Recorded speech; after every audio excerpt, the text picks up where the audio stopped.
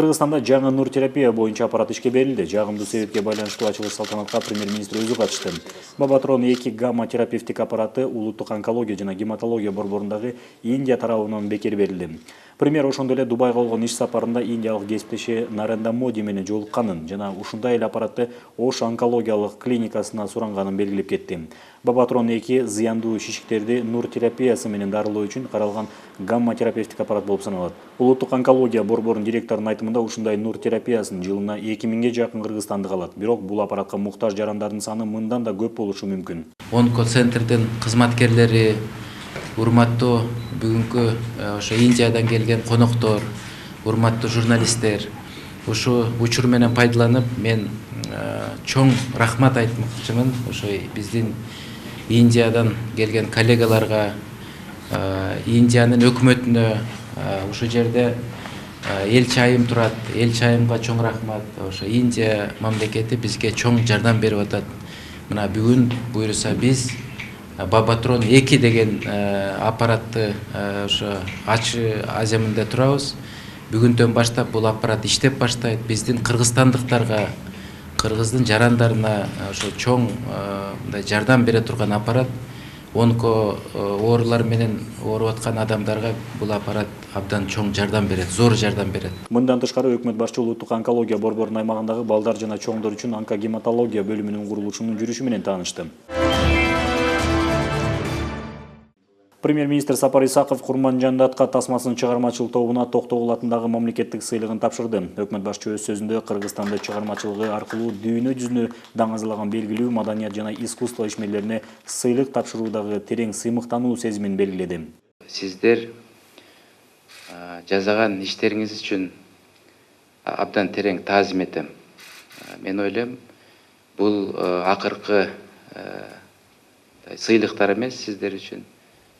Баягы рубежный эле деп айтсак болот, бирок мен ойлойм, мынакей келечек алдыда. Мисалы ошол эле Курманжандатканы алалы. Бул кинону көргөндө тим эле денең титирейт да. Баягы илгерки кыргыздын намызы, кыргыздын бийиктигин көрсөткөн чоң бир мындай искусство деп айтсак болот. Курманжандатка фильми Кыргызстандагы мамлекеттик буйрутмасы менен тартылган биринчи толук метраждуу тасма. Ал 2012-14 жылдары тартылып, тасма эң көрүнүктүү эл аралык сынактарда, фестивалдарда жагымдуу пикирлерге татыды. Ал эң престиждүү Оскар сыйлыгынын узак тизмесине кирди. Чыгармачылык топ тасманы жаратуу абдан кыйын болгонун айтат жана Токтогул атындагы сыйлык бул эмгекти жогору баалагандыкты белгилешти. Мен канча чыгарма окудум, канча кино көрдүм, өз баласын эл үчүн курмандыкка чалган эне жок экен. Бұл бийик инсан. Ушул бийик инсан Кыргызда жаралган экен да. Ушуну көтөрө билишибиз керек, ушуну сактай билишибиз керек. А бул ролду ойнош мен үчүн көнөтүнү бир татаал түйшүк болду да. Премьер-министр Сапар Исаков Европа реконструкциялоо жана өнүктүрүү банкынын директору, инфраструктуралык долбоорлор боюнча департаментинин башчысы Мэтью Жордан Танк менен болгон жолугушуусунда биргелешкен кызматташуунун актуалдуу маселелери, ошондой эле өлкөнүн аэропортторун өнүктүрүү боюнча пландарды талкуулады. Сапар Исаков өкмөт Манас жана Ош эл аралык аэропортторунун реконструкциясын жана модернизациясын улантып, алардын өткөрүү жөндөмдүүлүгүн кеңейтип, инфраструктурасын жаңыртууну пландап жатат деп белгиледи. Премьер-министрдин айтымында жогорудагы аэропорттордун региондогу ири аба хабтарына айлануу үчүн чоң мүмкүнчүлүктөр бар. Европа реконструкциялоо жана өнүктүрүү банкынын директору, инфраструктуралык долбоорлор боюнча департаментинин башчысы Мэтью Жордан Танк аталган маселе боюнча биргелешкен өз ара аракеттенүүгө даяр экенин белгиледи. Премьер-министр Сапар Исаков Азиянын спорттук күрөш боюнча 31-чи чемпионатынын ачылыш салтанатына катышып, ушул сыяктуу ири масштабтагы жаркын майрам биздин мамлекеттин сергек жашоо образын жайылтуу, дени сак муунду тарбиялап чыгаруу, ошондой эле мамлекетибиздин эл аралык спорттук аренадагы аброюн жогорулатуу боюнча артыкчылыктуу милдеттерин ишке ашырууга өбөлгө түзөт деп белгиледи. Спортивная борьба является приоритетным видом спорта в нашей стране, который стремительно развивается. Количество занимающихся данным видом спорта на сегодняшний день достигает отметки 20 тысяч. Для нашего населения это хорошая цифра, 20 тысяч. И это не предел. Эл аралык турнирди жогорку деңгээлде өткөрүү максатында Кыргыз Республикасынын өкмөтүнүн буйругу менен вице-премьер-министрдин төрагалыгында ведомство аралык уюштуруу комитети түзүлгөн эле. Премьер-министр Сапар Исаков чет элдик жарандардын жумушка орношуусуна уруксат берүүнү жеңилдетүү маселеси боюнча жумушчу кеңешме өткөрдү. Кеңешменин жүрүшүндө өкмөт башчы чет элдик жарандардан, анын ичинде инвесторлордон, ишкерлерден, жогорку окуу жайлардын кызматкерлеринин уруксат берүү процесси ачык эмес, өтө жай жана ыңгайсыз деген нааразычылыктар түшүп жатканын белгиледи. Биз инвесторлорду жана жогорку окуу жайларга мыкты окутуучуларды тартып жатабыз. Ал эми мамлекеттик органдар алардын өнүгүшүнө жол бербей, уруксат берүү процесси менен кыйнап жатышат. Мамлекеттик миграция кызматы үстүздөгү жылы жумушка орношууга уруксат берүү процессин создуктуруп салды. Квоталардын саны боюнча документтер өз учурунда иштелген эмес. Буга байланыштуу айрым чет элдик жарандар айыппул төлөөгө мажбур болушту. Абал талданышы керек. Эгерде кечиктирүү мамлекеттик органдардын айынан болсо, айыппул салынбашы керек. Ал эми кызматтын жетекчилиги бир жуманын ичинде абалды жөнгө салышы зарыл, деди Сапар Исаков. Ири ишканалар, бизнестер ачылыш үчүн жана эл аралык окуу жайлардан профессорлор келиши үчүн биздин мыйзамдарыбыз, процедураларыбыз инвесторлор үчүн жагымдуу болушу шарт. Инвестициялар бул экономиканын кыймылдаткычы, бул салыктын түшүүсү жана жаңы жумушчу орундардын пайда болуусу, деди Сапар Исаков. Кеңешменин жыйынтыгында премьер-министр бир жумалык мөөнөттө жумушка орношууга уруксат берүүнү жеңилдетүү маселесин иштеп чыгуу тапшырмасын тапшырды.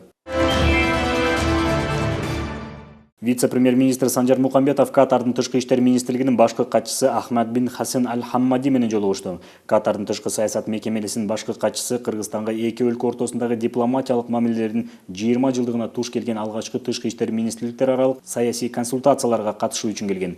Вице-премьер-министр Кыргызстан Катар менен түзүлгөн достук мамилелерди баалай тургандыгын белгиледи. Ошондой эле эки өлкө ортосундагы келишимдерге, анын ичинде балдар онкологиялык ооруканасын курууга тийиштүү маселелерди талкуулашты. Өз кезегинде Ахмад бин Хасен Аль-Хаммади маалымдагандай, аталган долбоор макулдашуунун бардык баскычтарынан өткөн жана катардык тараптан жакын арада аталган маселени кароо жыйынтыгы тууралуу жооп берүүгө даяр. Ошондой эле тараптар Кыргыз Республикасындагы соода-логистикалык борборлордун курулушу, Бишкек жана Доха ортосундагы түз авиакаттамды ачуу, банк тармагындагы кызматташтык, базалык долбоорлорду каржылоо үчүн биргелешкен инвестициялык фондду түзүү боюнча сунуштарды талкуулашты. Премьер-министр Сапар Исаковдун төрагалыгында Кыргыз Республикасынын жаранды коргонуу боюнча ведомстволор аралык комиссиянын кеңешмеси өттү. Отурумдун жүрүшүндө өзгөчө кырдаалдар министри Кубатбек Боронов 2017 жылы республикада 339 өзгөчө кырдаалдар катталганын маалымдады. Алардын көбүнчөсүн сел каптоо жана суу ташкындары түздү. Дарыялардагы суунун деңгээлинин көтөрүлүшүнө байланыштуу келип чыккан жаратылыш кырсыктарынын алдын алуу максатында министрлик тараптан жээктерди чыңдоо иштери жүргүзүлүүдө. Бирок тийиштүү каржылоонун жоктугуна байланыштуу учурда зарыл иштер токтотулган. Премьер-министр Сапар Исаков финанс министрлигине пландаштырылган курулушту өз учурунда жыйынтыктоо максатында каражат бөлүү маселесин чечүүнү тапшырды. Буга катар дарыялардын жээгинде кум жана шагыл өндүргөн компаниялардын ишин көзөмөлдөө маселеси көтөрүлдү. Кубатбек Боронов маалымдагандай, мындай ыкма аркылуу жээктерди кармоочу негиздер жуулуп, суунун ташкындоо коркунучу келип чыгууда. Өнөр жай, энергетика жана жер казынасын пайдалануу мамлекеттик комитетинин төрагасы Уланбек Рыскуловдун маалыматына ылайык, премьер-министр Сапар Исаковдун тапшырмасына жараша дарыялардын жээгинде кум жана шагыл өндүргөн бардык 23 компаниянын иши 3 айга токтотулган. Бул мезгилде алар жээктерди чыңдоо долбоорун кошумча түрдө иштеп чыгып, өзгөчө кырдаалдар министрлиги менен макулдашуусу керек. Өкмөт башчы бул ишканалардын ишмердүүлүгүнө көзөмөлдү күчөтүп, инерттик материалдарды өндүрүү эрежелерин сактоо үчүн убактылуу инструкцияны иштеп чыгууну буйруду. Өкмөт үйүндө таза жашоо улуттук кампаниясын өткөрүү боюнча уюштуруу комитетинин алгачкы жыйыны болду. Уюштуруу комитетинин курамына өлкөнүн бардык мамлекеттик органдардын жетекчилеринин орун басарлары кирген. Тийиштүү буйрукка премьер-министр Сапар Исаков кол койгон. Ага ылайык 2018 жылдын 1-мартынан 31 майына чейин шаарларды жана республиканын калктуу пункттарын көрктөндүрүү, санитардык тазалоо жана аймактарды жашылдандыруу боюнча 3 айлык өткөрүлмөкчү. Белгиленген демилге Кыргыз Республикасынын президентинин 2018 жылды региондорду өнүктүрүү жылы катары жарыялоо жөнүндө жарлыгын ишке ашыруу алкагында өткөрүлүп жатат. Жыйындын жүрүшүндө өкмөттүн аппараттын жетекчисинин орун басары, уюштуруу иштери жана аймактык башкаруу бөлүмүнүн башчысы Эмилбек Бусурманкулов өлкөнүн бүтүндөй региондорундагы социалдык инфраструктураны, шаардагы жана айылдагы объектилериндеги санитардык абалды жакшыртуу, жашылдандыруу жана аймактарын көрктөндүрүү үчүн 3 айдын ичинде өкмөт тарабынан мамлекеттик жана коомдук мекемелердин ресурстары мобилизацияланат деп белгиледи. Таза жашоо кампаниясынын ишке ашырылышы тууралуу премьер-министр Сапар Исаков кайрылуу жасады. Урматтуу мекендештер, жадыраган жаздын келиши менен биз улуттук таза жашоо саамалыгынан баштадык. Өлкөбүздү мусордон тазалап, жашылдандырып, парктарды көрктөндүрөбүз. Тазалык жана сулуулук ар бир короодон, ар бирибизден башталат. Баарыбыз биригип, балдарыбыз, неберелерибиз ойногон, өзүбүз жашаган аймакты, конок тоскон жерлерди иретке келтирели.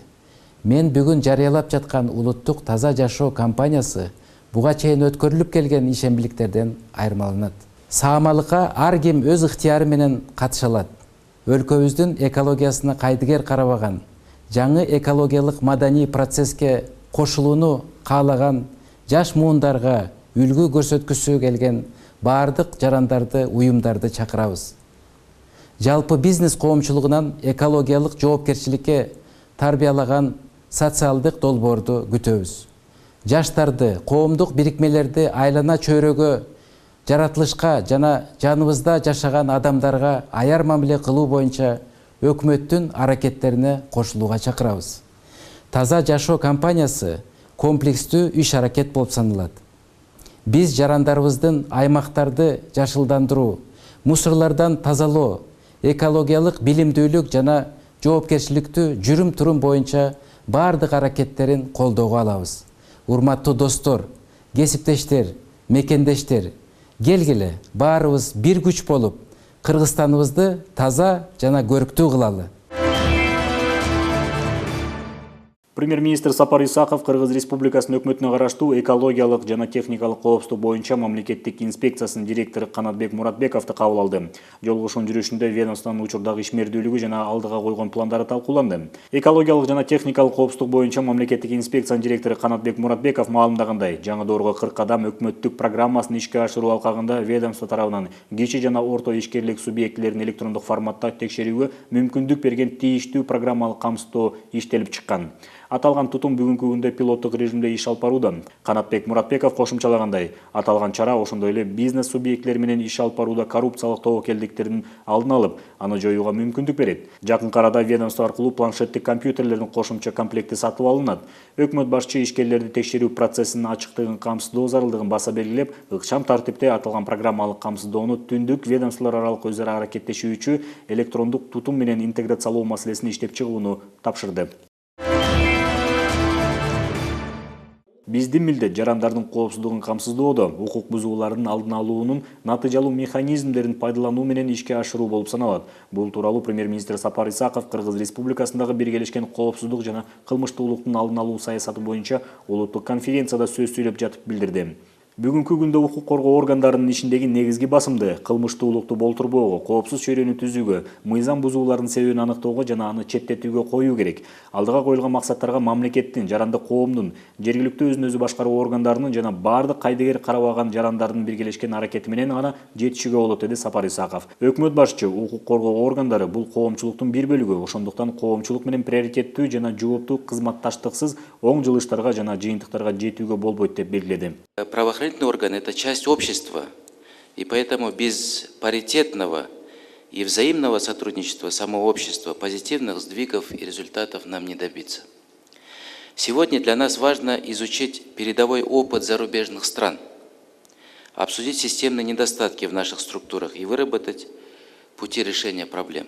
Премьер-министр Сапар Исаков жол коопсуздугун камсыздоо маселесине тийиштүү маалымдагандай, өкмөт тараптан жол коопсуздугу тутумун комплекстүү реформалоо боюнча иш-чаралар планы бекитилген. Учурда ылдамдыкты жогорулатуу, стоп сызыкчаларды эске албоо, светофордун тыюу белгисине көңүл бурбай өтүү үчүн жазалоону каталдаштырууну караган, административдик жоопкерчилик жөнүндө Кыргыз Республикасынын кодексине түзөтүүлөрдү киргизүү үстүндө иштер жүрүүдө.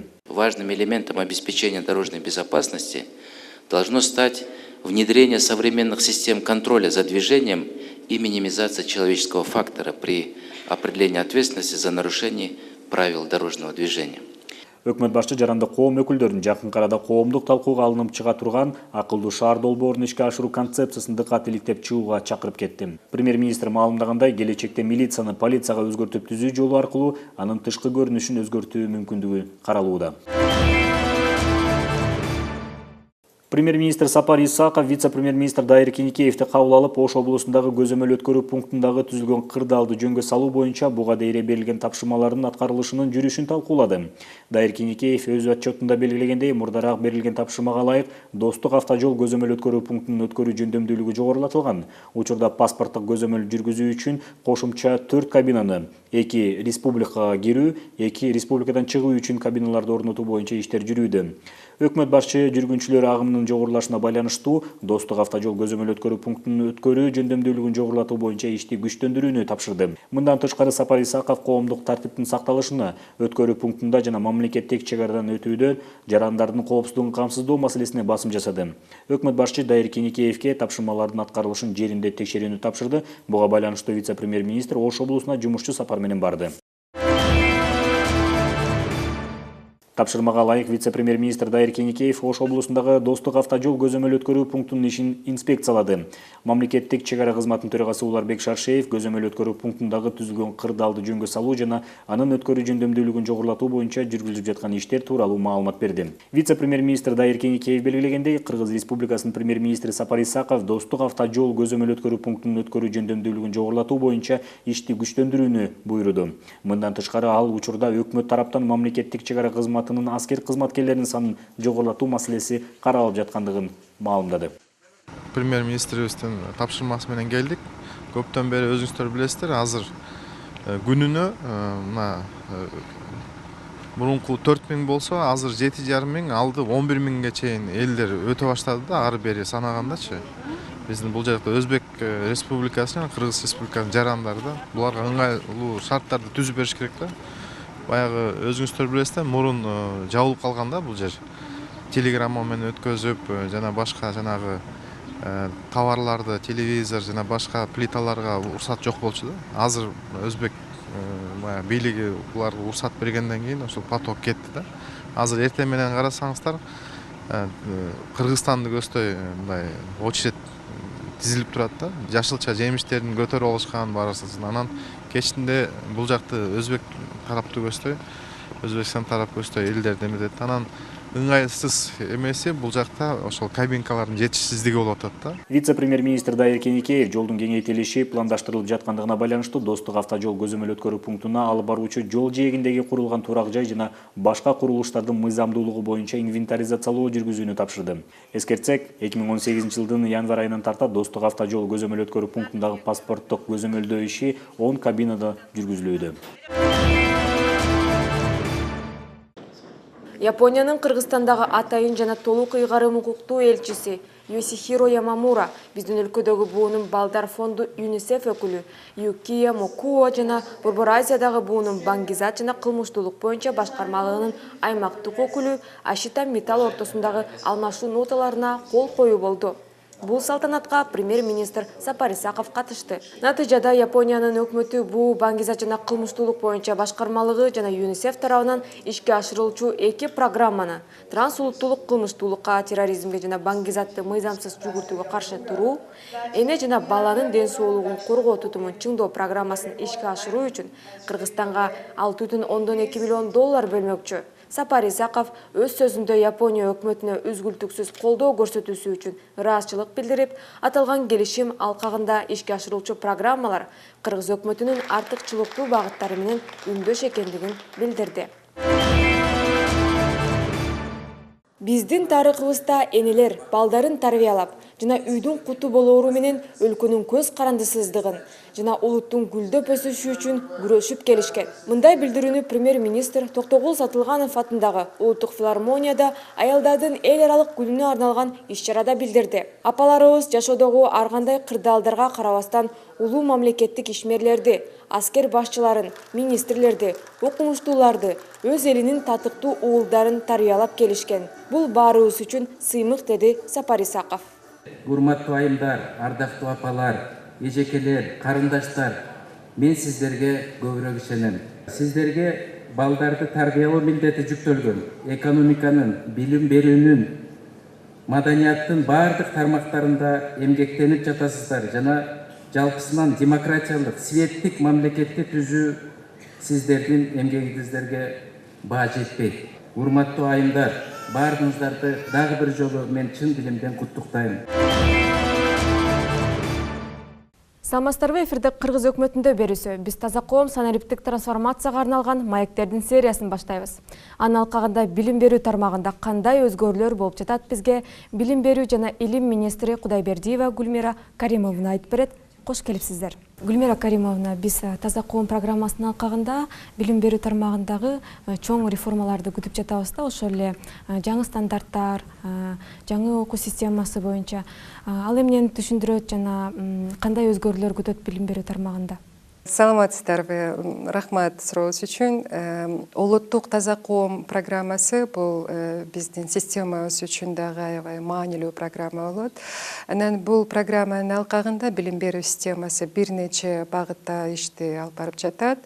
Ошондой эле ушул программанын алкагында бир нече дагы долбоорлор иштеп чыгып, азыр ошол багытта биз иштеп жатабыз.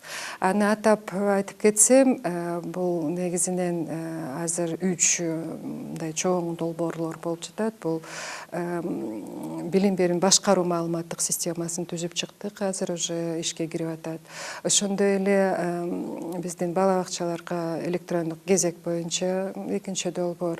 Анан мына биздин президентибиздин региондорду өнүктүрүү жарлыгынын алкагында, ошондой эле өкмөттүн региондорду өнүктүрүү боюнча концепциясынын алкагында бул ар бир райондо жана биздин шаарларыбызда 60 инновациялык мектептерди түзүү боюнча ушундай долбоорлордун үстүндө биз иштеп жатабыз. Рахмат, ошонун ар бирине бирден токтоло кетсек, электрондук башкаруу системасы тууралуу да айтылып жатат. Бул тууралуу кененирээк токтолсоңуз, ал эмнени түшүндүрөт? Ал киргенден кийин билим берүү системасында эмнелер өзгөрүшү мүмкүн? Билим берүүнүн башкаруу маалыматтык системасы толук ишке киргизилип жатат. Учурда аталган система биринчи кезекте бул билим берүү менеджментин жана анын жаңы системасын киргизүү зарылдыгына байланыштуу. Анын милдети бул билим берүүнү башкаруу органдарын жана калкты окуу жайлардын иши жөнүндө толук ыкчам жана ишенимдүү маалымат менен камсыз кылуу жана билим берүүнүн сапатын жалпы мониторингдөө. Бардык деңгээлде бюджеттик чыгымдарды натыйжалуу пландоо. Анткени мына биз айтып атабыз, жыл сайын мамлекеттик бюджетинин 1/4 бөлүгү ушул билим берүү системага багытталып жатат. Башкаруу системасы биринчи этапта негизги 3 модулдан турат. Бул билим берүү уюмдарынын маалымат базасы, ошондой эле окуучулардын маалымат базасы жана билим берүүнүн башкаруу органдарынын кызматкерлери жана биздин мугалимдерибиз, башка кызматкерлеринин маалымат базасы. Техникалык колдоону бүгүнкү күндө мына макулдашуунун негизинде АВН компаниясы камсыз кылып жатат. Ошондой эле ушул система атайын корголгон каналдар аркылуу автоматтык түрдө башка министрлик жана ведомстволор менен жалпыланган маалыматтарды алмашуу үчүн Кыргызстандагы түзүлүп жаткан түндүк ведомстволор аралык электрондук системасынын бир бөлүгү болот. Биринчи кезекте бул ошол автоматташтырылган маалыматтык базалар түзүлөт, азыр уже түзүлүп бүттү. Экинчи кезекте уже бул баягы электрондук дневник деп коебуз, электрондук окуу, электрондук китепкана, ошолор баардыгы бир платформага киргизилет дагы ошол системаны түзөт. Электрондук китепкана деп калдыңыз, ал эмнени түшүндүрөт? Биздин мектептерибизде окуу китептеринин жетишсиги дагы бул аябай көйгөйлүү маселе болуп жатат. Ошондуктан министрлик жалпысынан ушул электрондук окуу боюнча жана санариптик башкаруу боюнча концепциясын иштеп чыгып, ошол концепциянын алкагында биз Кыргызстандын аймактарындагы 60 пилоттук мектеп түзүлөт. Ошондой эле министрликтин сайтында онлайн түрүндө бул балдар үчүн, биздин мугалимдерибиз үчүн, ата-энелер үчүн жеткиликтүү болот. Ушул китепканада мектептик программанын өзүнчө башталгыч мектептин негизги жана орто мектептин предметтери боюнча электрондук ресурстар жайгаштырылат. Бул материалдар сөзсүз ар бир мугалимге сабакты мазмундуу жана кызыктуу кылып даярдоого, ал эми биздин балдарыбызга ар кандай маселелер боюнча билимин тереңдетүүгө жардам берет деп айтып кетсем болот. Бул долбоордун алкагында ар бир ушул китепкана жайгаштырылган мектеп өзүнчө мындай кластердик мектеп болуп түзүлөт. Ошол мектептерде анан ошондой эле интернет жок мектептерде офлайн түрүндө дагы жеткиликтүү болот. Жакынкы убакта ошол 60 пилоттук мектептердин жетекчилеринин баарын биз президенттин региондорду өнүктүрүү боюнча жарлыгынын жана өкмөттүн концепциясынын алкагында андан ары жасалуучу иштер боюнча талкууга биз чакырабыз. Алар ушул март айында көптөгөн оборудование, бул компьютер, ноутбук, проектор, күчтүү серверлер, керектүү эмеректер менен камсыздалат. Бул мектептердин милдети жалпы билим берүү кластерлеринин борбору жана электрондук мектеп китепканаларынын модели болот. Электрондук китепканада ошол программага кирген китептердин электрондук версиясы? Электрондук версиясы, бул кошумчу окуу куралдарда киргизилет. Бул китепканалар негизинен кластердик мектептерге тармактады. Анан жогоруда айтып кеттим, офлайн түрүндө дагы интернет жок мектептерге жеткиликтүү болот. Жакынкы убакта биз ушул 60 пилоттук мектептердин жетекчилерин чогултабыз. Бул дагы президентибиздин указы боюнча жана ошол өкмөттүн региондорду өнүктүрүү боюнча концепциясынын алкагында иштер жүргүзүлөт.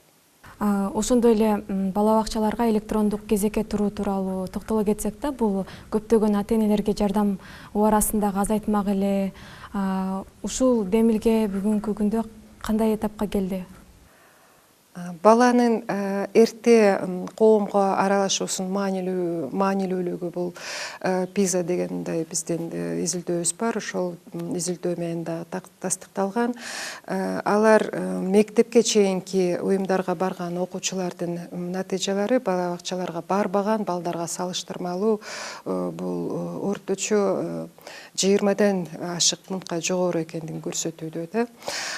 Белгилеп кетсем, 2010 жылы Кыргызстанда 819 бала бакча болгон. Азыр мына 2017 жылы бул көрсөткүч 1296 бала бакчага жогорулаган. Ошондой эле мектепке чейинки билим берүү менен камтуунун көрсөткүчү бул 11%дан 22%га чейин жогорулады. Бирок бул 22% дегенибиз дагы бул аябай эле мындай төмөн деп айтсам болот. Ошондуктан бакчаларга жана мектептерге кирүүдө ар кандай мындай коррупциялык схемаларды жокко чыгаруу жана бакчаларды балдардын санын көзөмөлдөө максатында министрлик мамлекеттик маалыматтык технологиялар комитети менен биргеликте бала бакча gov.kg'de ушундай иштелип чыккан платформасында жайгашкан мектепке чейинки билим берүү уюмдарында электрондук кезек толугу менен кагаз түрүндөгү жолдомолорду электрондук түрүнө алмаштырат. Учурда мына Бишкек шаарында райондук билим берүү бөлүмдөрүндө кезекте турган 4000ден ашык балдардын тизмеси электрондук түргө келтирилип, бала бакча платформасына киргизилди. Буюрса бул биздин мамлекеттик информациялык технологиялар комитети менен ошолордун планына алайык марттын где-то бир 20-сына чейин электрондук кезек толук ишке киргизилет. Ар бир программанын жана ар бир стратегиянын же мындай бир ушундай стратегиялык документтери болсо, анын негизинде бул адамдын өнүгүүсү турат. ошол эле учурда билим берүү системасы бул адамдын өнүгүүсүнө түздөн түз таасир этет. Ошондуктан бул таза коом программасы билим берүү системасын бул аябай маанилүү программа деп белгилеп кетсем болот. Ошондуктан биз бүгүнкү күндө ушул таза коом программасынын алкагында бир нече багытта иштеп жатабыз. Биринчи кезекте бул биздин министрлигибиз ушул таза коом программасынын алкагында өзүбүздүн электрондук окутуу жана санариптик башкаруу боюнча өзүбүздүн планыбызды, өзүбүздүн программабызды иштеп чыгып, ошонун алкагында ишти алып барып жатабыз. Гүлмира Каримовна, сизге келип кеткениңиздерге чоң рахмат. Биз таза коом санариптик трансформациянын алкагында билим берүү тармагындагы өзгөрүүлөр тууралуу маек курдук. Саламатта калыңыздар.